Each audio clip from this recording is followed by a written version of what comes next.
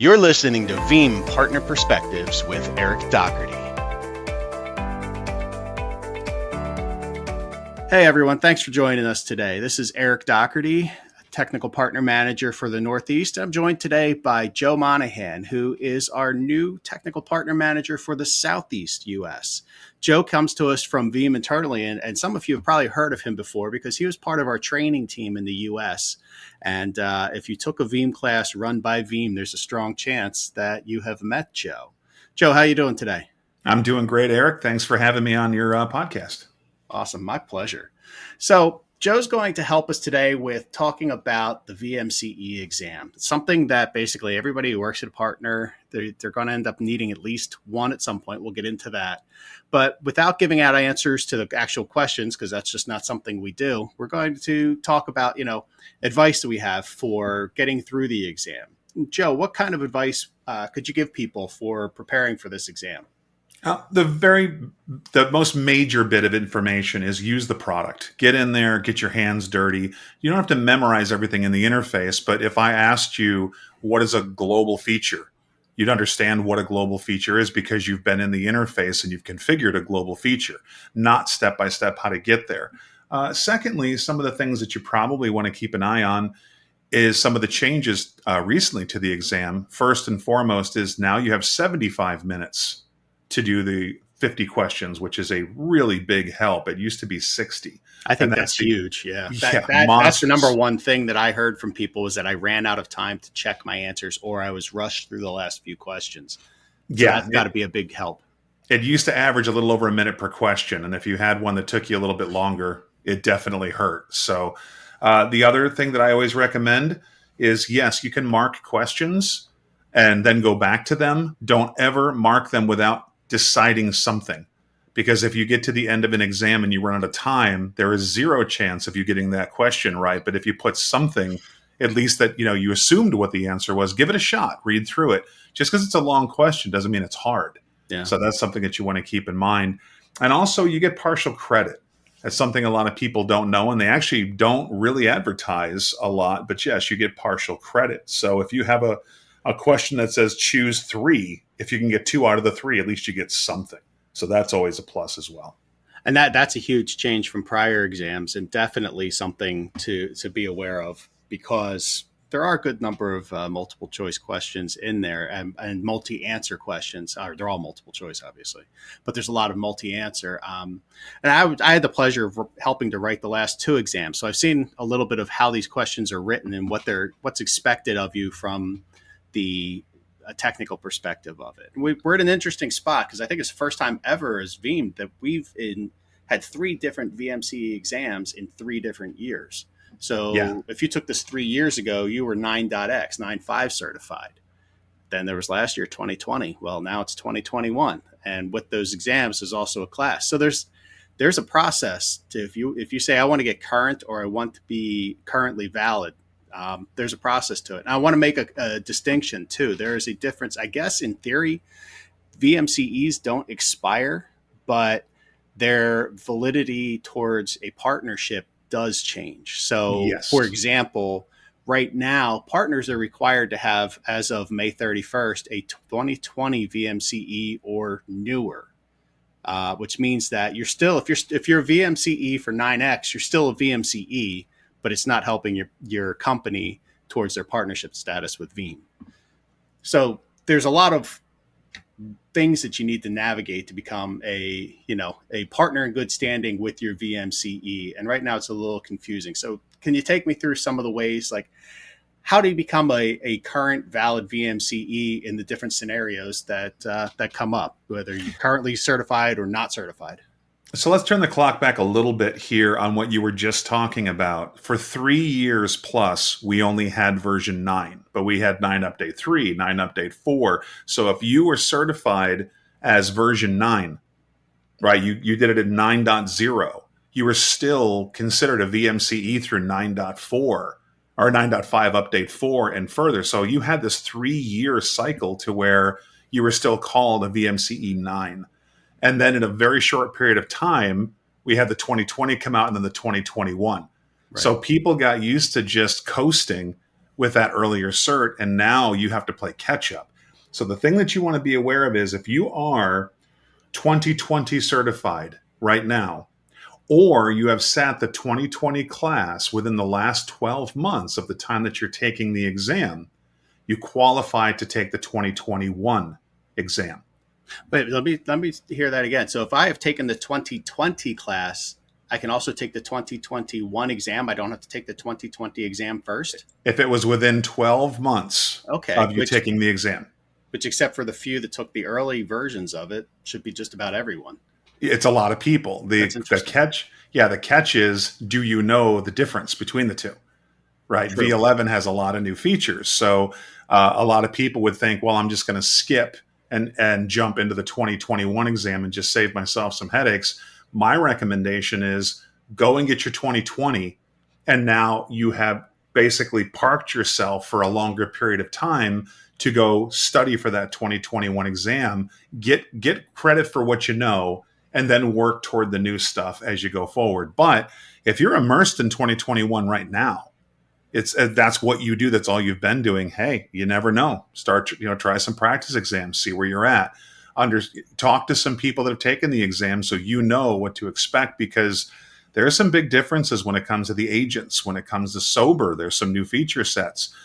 There's a lot of different little things with file services, and you really want to make sure that you're on your game before you skip the base exam that you took the class on.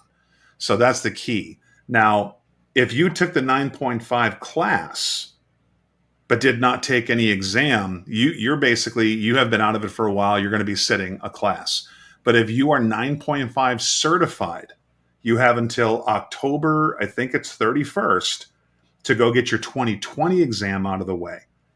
And then once you do that, you could bridge up to the 2021 from there without actually having to sit the classes. But the classes are going to be critical for a lot of people to understand what you need for the exam. The class, especially the 2021 exam, follows the exam questions very carefully, as you know.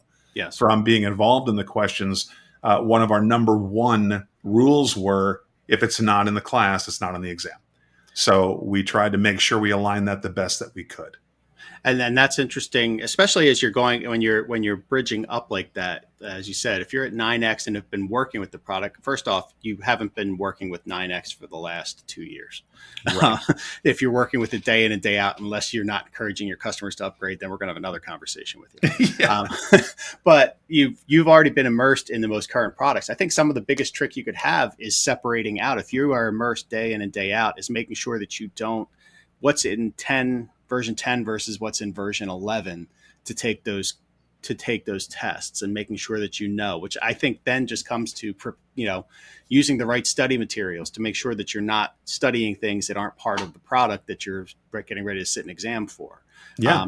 As far as the questions go, the nice thing is everything that you're going to study for 2020, the concepts are all still valid for 21, so you're not wasting your time. Exactly. That's why I was saying, if you get your 2020, you have about a 25% knowledge upgrade, if you will, to go get the 2021. It's not like you're having to redo an entire exam. A lot of the material in the 2021 class is very similar to 2020, and then we add the updated information, and we point it out pretty well in the class. Yeah. So it's not like you're doing 75% V11. Yeah. But there are little things that you really want to understand, and I'll just give you kind of a hint. So most people on the surface, if you said, what is a new agent for the V11 version? Give me a new agent. They'll say, oh, Mac, it's a new agent. Okay, great. What can it do? Right. And a lot of people say, oh, well, bare metal. No, it doesn't do bare metal. It is for files and folders. I wrote those questions. So yes. But see, that's the absolute beauty of it. And I play with it in the lab. But again, that goes back to the first thing you said. Play with it in the lab. Get hands-on. Because otherwise you would assume everything Veeam does bare metal. Yes. And the other one, too, that I tell people, the hands-on that you learn very quickly. I've done the demo in class 1,000 times where I open up the free agent.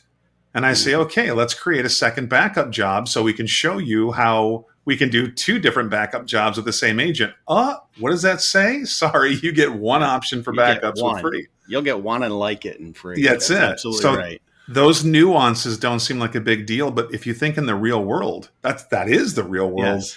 If you're going to tell somebody here's how it works, you better understand it. And especially like with archive tier in the sober, Mm.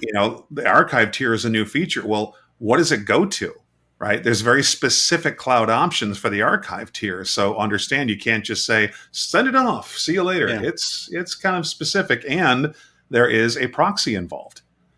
And it's a different So kind of proxy than what we've had in the past. So there's no yes. longer just the Veeam proxy. There's Yes. tons of different types in there that you need to So start knowing. It's gotten yeah, a little more, I don't want to say complicated, but a little more sophisticated, I'll say. I'll Um, always say that there's more solutions. It's up to you to be able to find if it's a solution for you. well, and you're absolutely right. But that also brings up something I think is super important for partners, is that knowing that kind of stuff is super important when you're sitting in front of a customer, because you don't want to promise them something that the product doesn't do. And that's what some of these questions are about. It's like, oh, well, that's tricky to ask me about bare metal for Mac, is the example you gave. Well, yeah, it's tricky until you're sitting in front of a customer who has 1,000 Macs they want to back up and wants bare metal, and you go, yeah, it does that, and you're wrong. Try explaining that. So I'll give you the greatest example. In my VMware days, I was flown out to Missouri, and this is 10 or 12 years ago, I think it was. And it was a college that had 7 other branches. So they were looking at a multi-million-dollar deal. And I was flown in to close this thing, and I showed up, and they wanted to use Horizon View for Mac, which didn't exist. So I'm sitting in a meeting and my jaw is dropped and my heart is failing because the first slide says, can't wait to give everyone Mac in their own little virtual desktop. And the whole time my foot is tapping and the guy next to me is going, what's wrong? I'm like, when do you want to stop this madness? Because Yeah. it's not going to work. It's impossible.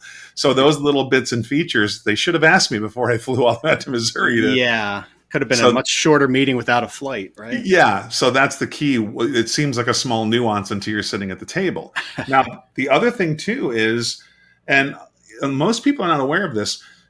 Yes, sitting in a 3-day class, yes, it can be a lot of time out of your schedule. I completely get that, and there's also a cost involved. But almost always, there's going to be a discount for partners on VMCE classes. So True. always talk to your reps. And if you're looking to get through these VMCE classes, they're always running some kind of a special for partners. So Yes. don't Disty be has afraid. tons of deals on that. So always Yes. talk to your Disty reps for that. Um, 100%. and honestly, the other thing that was always a problem, I thought, back in the, people would do a lot of these classes in person. If we learned anything over the last 16, 17 months, is that virtual classes are pretty good and can make it a lot easier to take this kind of training. So yes, you're still going to lose time out of your billing schedule if you're a billable SE to do this, but at some point you have to further your own career. There's only so many things you can do by yourself. And yes, we have a lot of good resources for this, and we're going to talk about what kind of study resources there are. But the class definitely has value. I have sat in on a 9X class, and I've sat in on the 10 class. Haven't had the pleasure yet with the 11, but if it's anything like the others, they're going to be great. And I've sat in through them Veeam led and Disty led. So I've seen Yeah. that, there's quality to be had either way. It's worth what you pay for it. And it's just like everything else, you get out of it what you put into it. Now, the V11 class, in my opinion, and of course, it's a slighted opinion because myself and Beeson actually built it from the ground or rebuilt it from the ground up as far as the order in which we teach it. But V10 kind of came out of nowhere. We got the class done. It was a good class, but it didn't give us enough runway to do exactly what we wanted. With V11, right from the beginning, I got access to Beeson Wilkes, who's a fantastically brilliant guy on the education team. And I said, if you could do anything you wanted, what would you do? And it took him about 5 minutes of sitting there thinking, wow, I have an open book. And we both agreed, why don't we do a class where we do an introduction, cover all the ways to protect or back up, and then cover all the ways to restore. And then the vast stuff we'll just cover at the end. So now when you set that class, it's not a mix of here's how I backed it up, here's how I restored it, here's how I backed it up, here. Yeah. You focus on all the ways you can back everything up. Then you focus on all the ways you restore the content that you backed up. It's a So logical flow. It makes sense. yeah, so it's much to me, and also too, it's not overloaded with like fire hosing content. We tried to give the instructor the ability to have a little extra time that they can expand with whiteboard, with demos, with more questions. Before, we just tried to control the slides and the data. We had 384 slides in the V10 class, 384 I didn't realize plus that was that many. labs. Yeah, so we got it down to I think 315 or 320 with simpler labs. So it's a much more comfortable class, and you can slow down and ask the questions you want. And again, it's a great experience. But what I tell people as well, depending on where you sit the class, okay, this isn't with everybody, but if they're using a certain lab solution, they'll have additional lab days after class to continue to do labs. So if you missed a lab or two with an online class, which I don't recommend doing, but if you had to, you could go back and do it in the next few days and fill that gap and still get through your 3-day class. But do not think that you can just take off for an hour or two at a time and come back, because you'll miss big chunks of content. But being That's able to, true. Yeah, yeah, it's not doing it fair. online is really nice.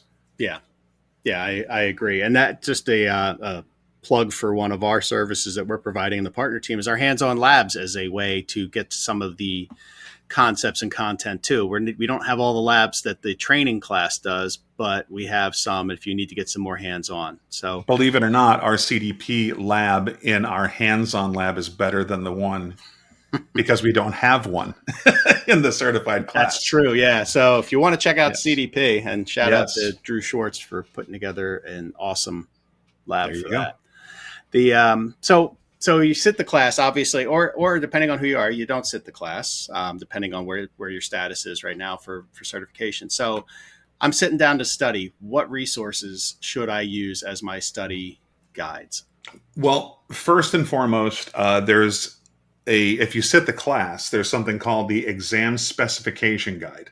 Now, there's other, like we used to call it the exam prep guide or things like that, but the official name is exam specification guide.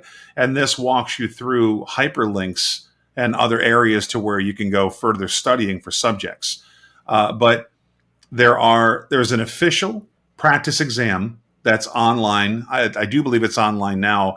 But one thing I'm going to caution everybody on in this podcast: don't start doing your practice exam straight out of the gate, because you're going to start memorizing the questions and they're not going to have value. Save your practice questions till after you've put some work in, put some time in, and then use those to see where your weak spots are and then get focused. Secondly, Rasmus Hasland. That's the man right there. Yep. He does have study material out there, but be warned, there are questions he's not expecting you to get right. But he has a whole video series that shows how he tears apart every question to get to the answer. And you can talk to a lot of people out there. What they learned from those videos was not how that question was right. It's the thought process and how to get to the right answer. And Eric will tell you, Oh a yeah, lot of hours went into people arguing on a call to ensure that one answer is right or two answers are right. that is the truth. It was Yes. a if you think we just whip together these tests in a matter of minutes, you'd be sorely No. mistaken. It is a Yes. long and arduous process. That Yes. all starts with coming up with ideas and then having everybody debate them and argue them to death, which is great because then you get a question that you know is right. Something Yeah. else that I wanted to mention for the pro partner version of the practice exam, not the Rasmus ones. Those are a Right. different animal, and they're a great study resource. First, before I say about the pro partner, I'll say about Rasmus's one. Your best bet, because he still has them as timed tests, is if you can copy and paste them into another document so that you have time to go research the answer without worrying about a clock. That research is worth its weight in gold. Forget about the right answer, but you will read so many things in your process to find the right answer that you'll end up learning more about the product. So I think it's so I say valuable for that. you hit it on the head. I say if you can answer one of Rasmus's questions, you've probably learned 5 more answers to 5 other questions by Very answering true. one. So Absolutely. Yes. And so for the pro partner one, and I've heard folks say this, they're like, I saw that exact same question on the exam and I got it wrong. And the answer to that, Joe, is no, you didn't. Not only that, but if you take, so please be aware, this isn't super public information, but There are 5 banks of questions and none of them are the same. So you'll have a question that's very similar. You'll read it and say, oh, I had this on the last exam. If you failed the first exam, believe it or not, the reason why we have so many second failures, and you can go right back and look it up yourself, is they put the same answer for the question that they had before, but now it's wrong Yeah. because they skimmed it. But they'll change something in that question to make the answer different. Now, remember, they're not trying to trick you, right? What they're doing is making you read the question. If you read it, you'll get the answer just as quickly as you did last time. But my answer to anyone that says, "Oh, you're just trying to trick," they're trying to trick us. If you're sitting in front of a client and they hand you something and you read through it and this is your result, this is your plan, and they say, well, actually, you missed this. Do you tell them that they tried to trick you and slam the paper down and say they're jerks? Or do you realize you should have taken a little extra time and maybe read a little more carefully? That's it. Yeah, it's the truth. So make sure you read it, because Yes. unless you've sat the exam more than 5 times, odds are you have not seen it before. That's right. And I can tell you on the Pro Partner one, they will be close, but those are questions that were rejected for Yes. the exam, the actual exams that weren't quite good enough to make the cut, but were good enough to make that practice exam out of. Because I've actually sat and talked with people and I said, okay, the answer is this, and here's why this question isn't good. And you learn from learning why the question isn't good. Well, if you do this, or it's assuming, it's like, class, what is this assuming? It's assuming you do this. Well, I didn't state that, so that makes that not a good question. Yeah. But the scenario you get, and if you ask me the questions about, well, am I assuming this? Well, guess what? You just learned because you're asking that question. The thing that I tell everybody is if they say 1 is right and 2 answers look right, go back to the question and reread it, because there's one thing in that question, whether it be VMware or Hyper-V, that is the differentiator. But listen carefully, and I gave this advice to Eric many times. Oh, yeah. Read the question 100% before you look at the answers. Don't start reading the question and then try to save time by glancing at the answers, because the differentiator could be in the last sentence. Mm-hmm. So read the whole question, then go to every answer. And if 2 seem right, go back to the question. But do not skip around. You'll take 3 times as much time skipping around as you ever would just reading it one time through carefully. You could actually help yourself by reading it thoroughly, because maybe in your mind then you go, that's the scale out repository. And then you look through, and if scale out repository is one of the answers, chances are you're right. If it's not one of the answers, you better go reread, because you missed something. Exactly. Yeah, it's just, I can't stress it enough. And again, with somebody that wrote questions like Eric, I wrote questions for 10 and 11. And when I wrote them for 10, I became famous and infamous, because my first 15 questions, 13 of them got accepted the first time, and everyone was shocked, because there was like people that wrote 20 questions and like 17 got thrown out. I've done this for so many different companies to this point that I know kind of how to write a question that's going to make it through. Yeah. But the key is you have to make sure there's only one answer. You have to make sure your distractors are good, but not ridiculous. And that's what we tried to base our questions on. And more times than not, I hate exams, but every time that I failed one, I would go back out to my car and all my material was sitting in my front seat, and I'd start going back through it while I remembered it. And I would always find those answers. No matter how mad I got, I was just telling myself I should have dug deeper. So overstudy, but you don't have to, like I said, you don't have to memorize every tab and every mouse click. What you have to understand is, how does this product work? That's really what you can really only know. get that from hands-on. So never discount the hands-on. 100%. That's where you're going to get, when going back to one of your first examples of which ones are global settings. You're not going to figure that out. You could read it. It's not going to absorb the way it would if you were clicking through the interface. And I always joke with people, to your point, a global setting, if I'm creating a job, isn't a job for a specific group of something. Yeah. Right. So if I'm making a job that's not really global, right out of the gate, I'm saying I want these VMs to have these rules. So global settings are going to be under main menu general to start with. What's under there? You need to know. Yep. And that kind of stuff does come up. Yes. Now, here's another thing, and just a little bit I noticed that I really liked for writing the exams this time. we got rid of a lot of, and this has changed over time for the last two exams, all the stuff where you're laying out some scenario where you're the IT admin for a company that sells books online. Nobody cares. I That's love the right. fact these questions get to the point now. Yes. Yes, there's a little scenario, but it's just enough information to give you the scenario. It's not this Yeah. big backstory on this man he paid his own way through college. And, it's like, I feel like I know the people in these questions on some of them when they're overwritten like that. So I'll give you my example very briefly, and it'll make all the sense in the world. I used to hate Microsoft questions.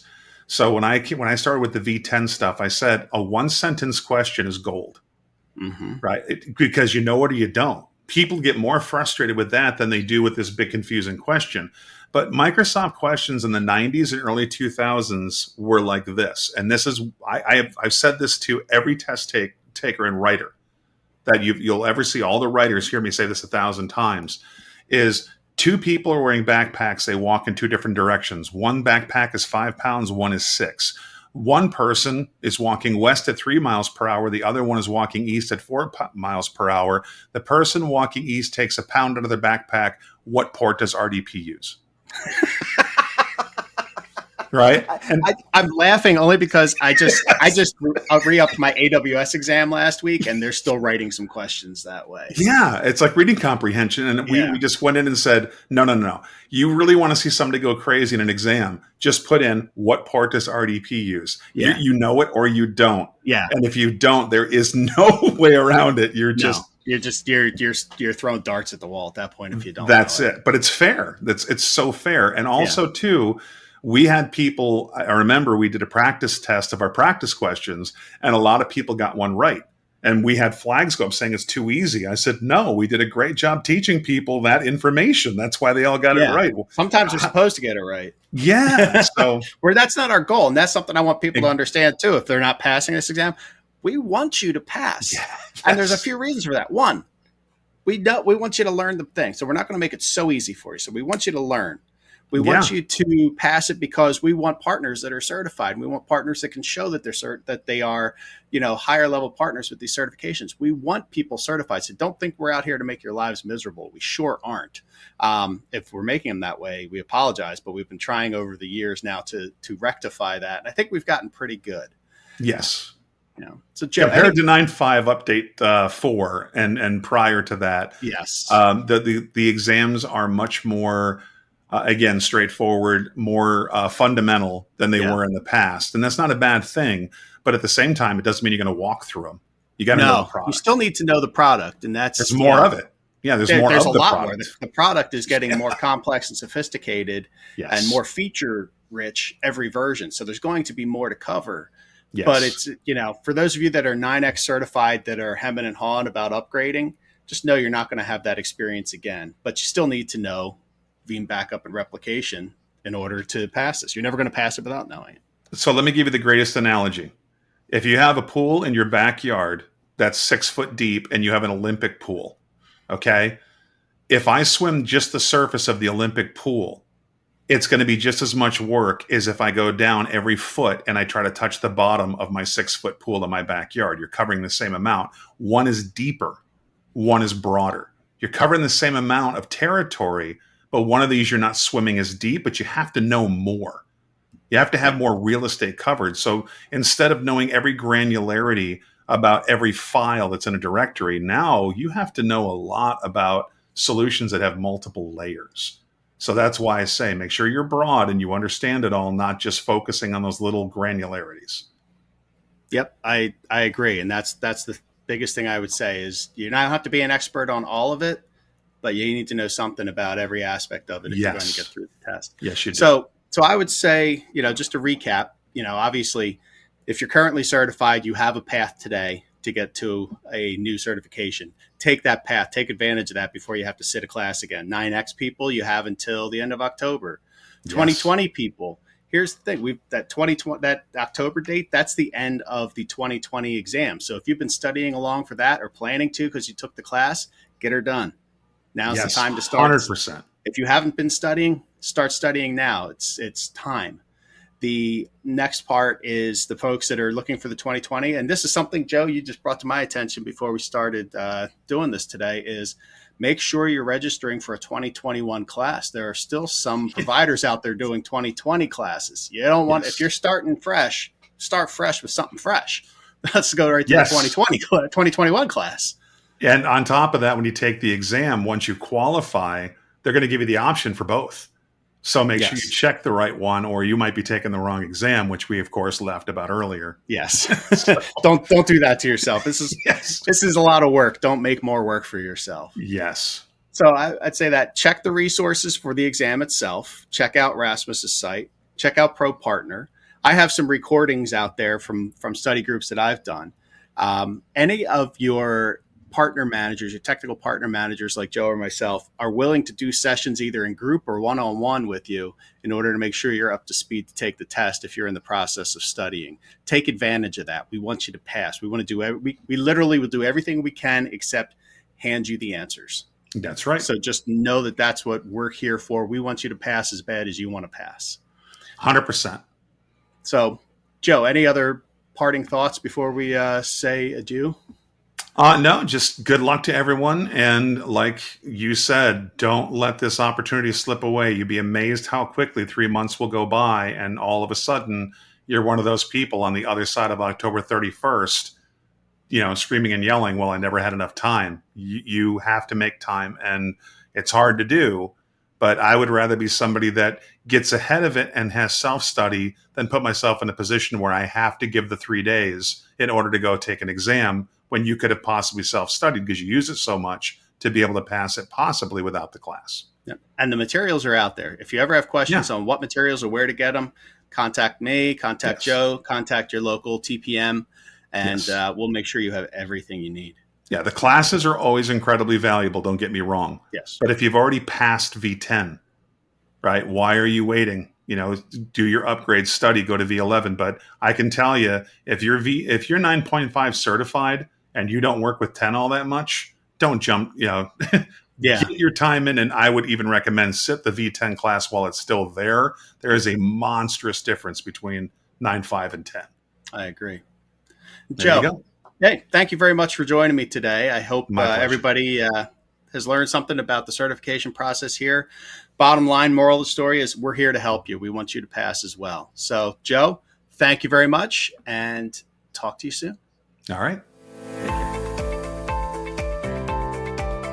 This has been Veeam Partner Perspectives with Eric Dougherty.